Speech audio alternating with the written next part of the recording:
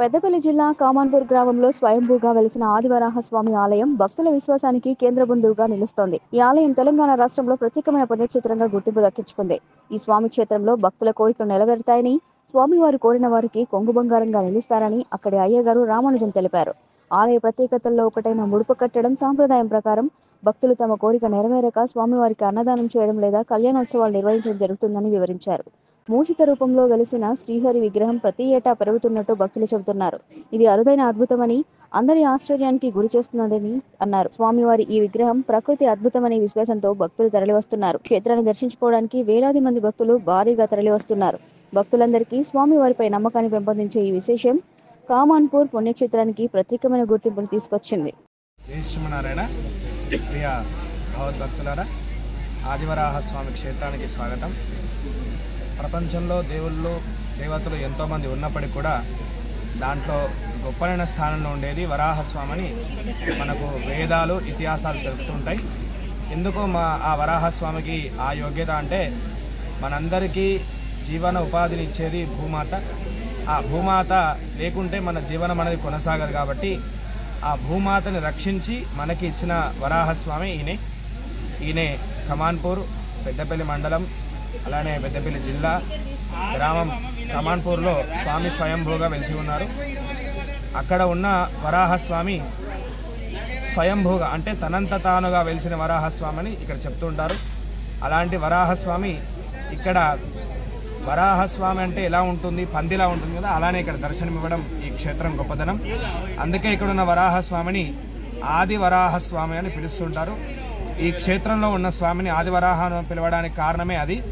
తాను భూమిని రక్షించడం కోసం వచ్చినప్పుడు ఎలా అయితే ఉన్నాడో అలానే ఇక్కడ దర్శనమిస్తుంటాడు. అందుకేనని ఆదివరాహ స్వామి అని పిలుస్తుంటారు. పంది అవతారం ఎలా అయితే ఉంటుందో అలానే ఇక్కడ ఉండడం ఈ స్వామి యొక్క ప్రత్యేకత. అలానే ఇక్కడ ఈ క్షేత్రంలో వరాహ స్వామి సంవత్సరానికి కొంచెం కొంచెంగా పెరుగుతుంటాడు. అందుకే ఇక్కడ స్వామిని కూడా చూసిన వాళ్ళు కూడా చెప్తుంటారు, స్వామి ఇంతకు ముందు కంటే చాలా పెరిగారని చెప్పేసి. అలానే ఈ స్వామికి గుడి నిర్మాణం లాంటివి ఏవి కూడా చేయరు.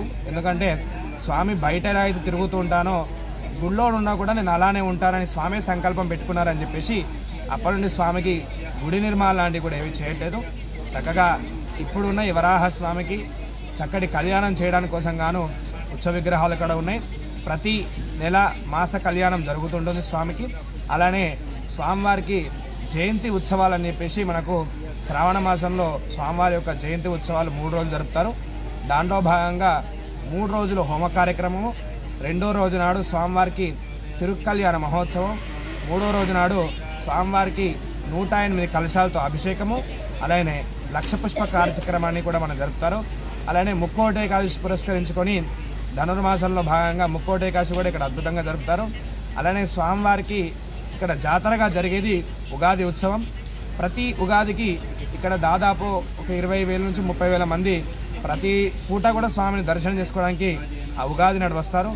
ఉగాది ఎందుకు అనంటే, యుగములన్నీ మనకు అందించింది వరాహస్వామి కాబట్టి ఆ యుగం ఏదైతే కొత్తగా వస్తుందో దాన్ని ముందుగా స్వామికి ఇచ్చి ఆ తర్వాత మనం చేసుకుంటే బాగుంటుందన్న ఉద్దేశంతో చక్కగా భక్తులంతా కూడా ఆ కొత్త సంవత్సరం నాడు స్వామి దగ్గరికి వచ్చి స్వామిని ప్రార్థన చేసి స్వామికి మొక్కులన్నీ కూడా చెల్లించుకొని వాళ్ళంతటా వాళ్ళు స్వామికి ఉగాది చేసుకొని ఆ తర్వాత వాళ్ళంతా కూడా చేసుకుంటారు. అలానే భక్తులు ఇక్కడికి వచ్చిన భక్తులందరూ కూడా వారి కోరిక మీదకు ముడుపులు కట్టుకొని ఆ ముడుపులు కట్టడం వల్ల వారి కోరికలు నెరవేరితే స్వామికి అన్నదాన కార్యక్రమాలు, కళ్యాణ కార్యక్రమాలన్నీ కూడా చక్కగా చేస్తూ ఉంటారు. అలానే ఈ దేవాలయ